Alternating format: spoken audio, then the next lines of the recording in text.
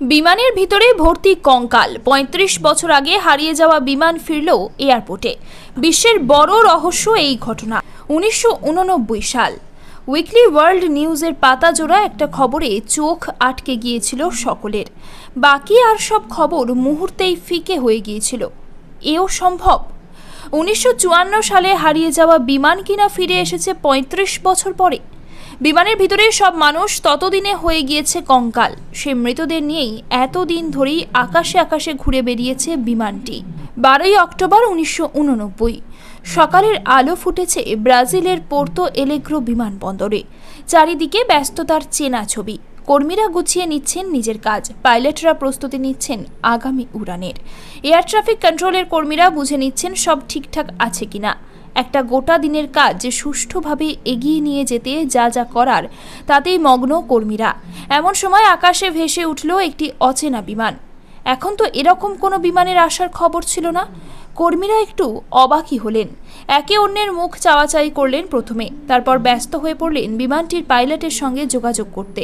কিন্তু বহু চেষ্টা করেও কোনো সাড়া মিলল না তার। অথচ রানওয়ের দিকে দিব্যি এগোচ্ছে বিমানটি। বিস্ময়ের পাশাপাশি এবার ছড়ালো আতঙ্ক। কোনো সন্ত্রাসী হামলা হচ্ছে না তো? তড়িঘড়ি নিজেদের নিরাপত্তা আঁটোসাঁটো করে নিলেন তারা। দেখতে দেখতে অচেনা বিমানটি তখন ছুঁয়ে ফেলেছে রানওয়ের মাটি। খুব সাবধানে কর্মীরা এগোলেন বিমানের দিকে। আর দরজা খুলতেই সকলে থ। খানিকক্ষণ কারোর মুখেই কোনো কথা সরল না। সরবে কি করে?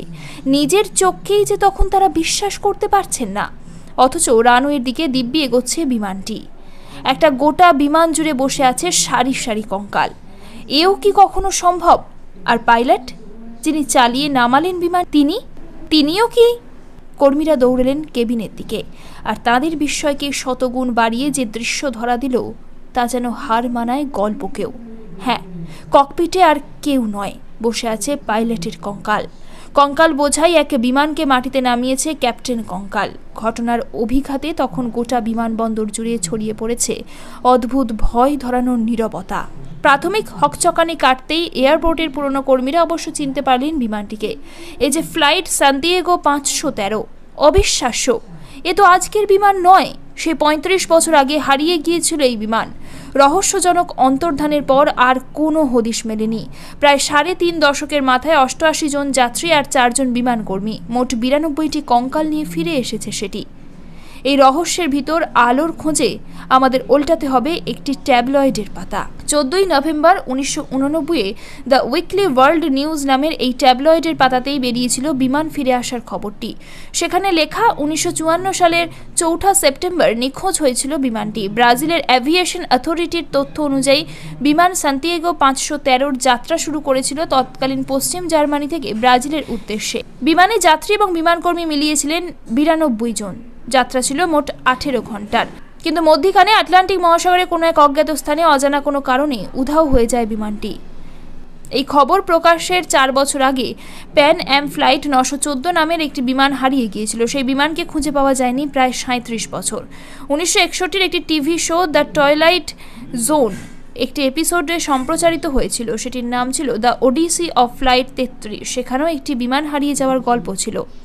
জোর কদমে চলছে এই ঘটনার পিছনে যুক্তির খোঁজ। ডক্টর সেলসো অ্যাটেলো নামে এক প্যারানর্মাল অ্যাক্টিভিস্ট জানান, আষাঢ়ে গপ্প নয়, এমনটা সত্যিই সম্ভব। তিনি বলেন, বিমানটি ঢুকে পড়েছিল রহস্যজনক টাইম র্যাপ বা ভর্টেক্সে। ভর্টেক্স আদতে প্যারালাল ইউনিভার্স। কোনো চিহ্ন না রেখে বিমান, জাহাজ, মানুষ অনেক কিছুই সেখানে হারিয়ে যেতে পারে। Bermuda Triangle, Devil's Sea zone, Michigan Triangle সেই ধরনের টাইম র্যাপ তৈরি করে রেখেছে। এই বিমান উধাও হয়েছিল সেরকমই কোনো গোলক ধাঁধায়। সেই কারণেই পাকা ৩৫ বছর উধাও ছিল। অনেকে আবার কল্পবিজ্ঞানের কিছু তত্ত্ব দিয়ে এই গল্পের সত্যতার পক্ষে সওয়াল করেছিলেন। কিন্তু শেষ নয় হলো, কঙ্কাল ক্যাপ্টেন বিমানটিকে অবতরণ করালেন কি করে? সেই প্রশ্নের উত্তর অবশ্য মেলে না। ঘটনা যাই হোক, এই বিশ্বাসযোগ্যতা নিয়ে যতই প্রশ্ন থাক না কেন, আজও মানুষকে একইভাবে রোমাঞ্চিত করে এই বিমানের হারিয়ে যাওয়া আর কঙ্কাল নিয়ে তার ৩৫ বছর পর ফিরে আসার গল্প। গল্প নাকি সত্যি, সে বিচারের ভার না হয় আপনাদের উপরেই থাকলো।